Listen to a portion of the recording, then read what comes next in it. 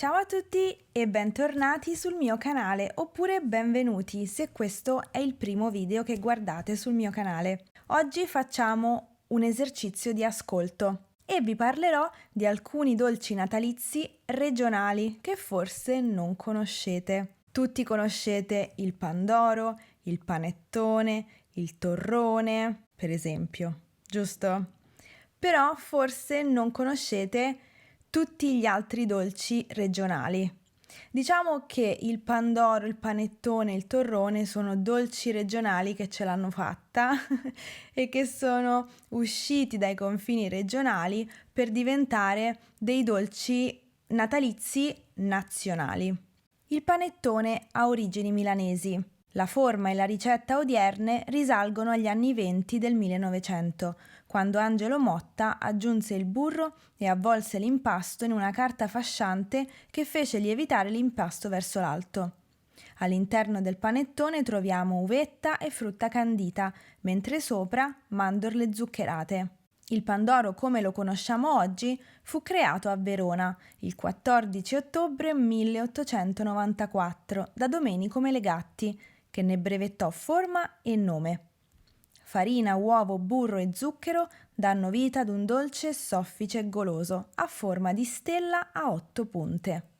Quindi, come vi ho detto all'inizio, il pandoro, il panettone, il torrone, le scorze di arance ricoperte di cioccolato, i fichi secchi ricoperti di cioccolato, sono degli esempi di dolci regionali che si sono diffusi in tutta Italia e piano piano sta succedendo la stessa cosa anche ad altri dolci natalizi regionali.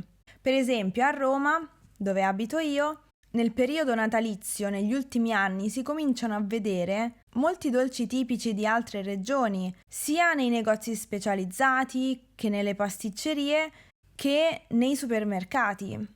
Nel video di oggi quindi vorrei portare alla vostra attenzione alcune di queste specialità, per farvi capire quanto è vasto il panorama gastronomico italiano. Ovviamente quelli che sto per menzionare non sono gli unici, sono solamente alcuni, quindi se poi l'argomento vi interessa e volete documentarvi da soli, potete continuare a farlo. Alla fine di questo video ci sarà un quiz di comprensione che potete fare se ne avrete voglia. Il quiz è in collaborazione con Giulia by Treccani. E quindi iniziamo! Vi parlerò di questi dolci in ordine sparso. Cominciamo dall'Abruzzo, dove il dolce tipico natalizio si chiama parrozzo. È un dolce fatto con semolino o in alternativa la farina gialla o bianca con fecola, zucchero, mandorle tritate, essenza di mandorla amara, buccia di arancia o buccia di limone, liquore all'amaretto e infine una copertura di cioccolato fondente. Spostiamoci lì vicino in Molise, dove troviamo le ostie ripiene, che però si trovano anche in altre regioni, come ad esempio la Puglia. Si tratta di un impasto di miele, cioccolato e mandorle schiacciato tra due ostie. Spostiamoci in Campania, dove troviamo gli struffoli. Questo dolce è composto da numerosissime palline di pasta fritte nell'olio e avvolte nel miele. Il tutto viene decorato con pezzetti di cedro e altra frutta candita, pezzetti di zucchero e confettini colorati.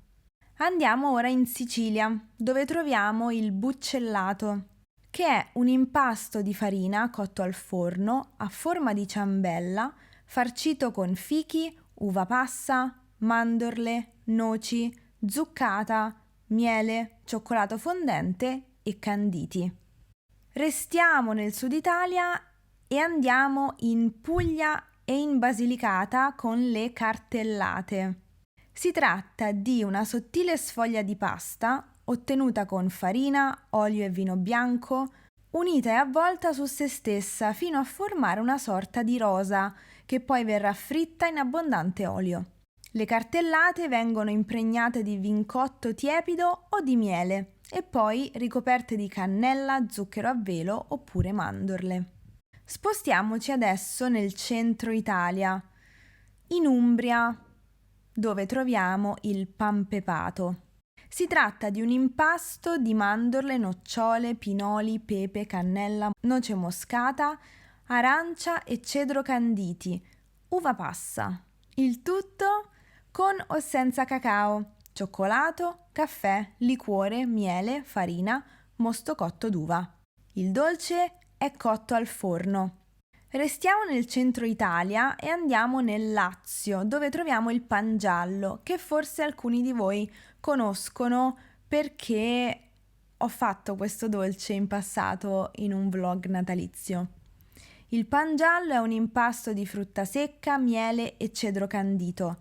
Il tutto viene cotto e ricoperto poi da uno strato di pastella d'uovo e zafferano, per questo si chiama pan giallo.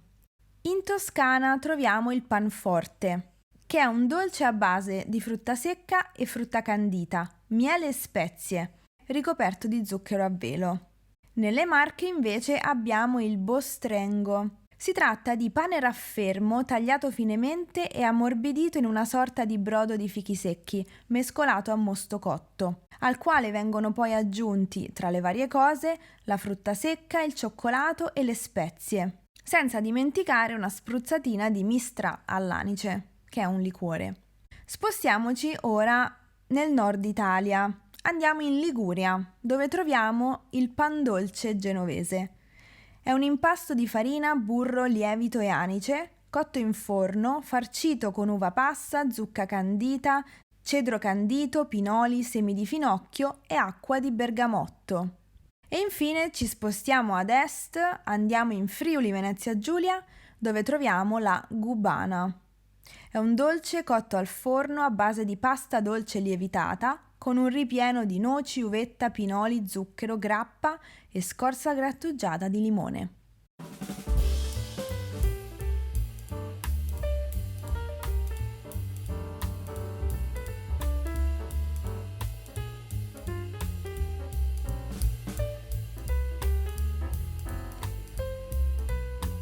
Allora, questo è tutto per l'esercizio di ascolto di oggi.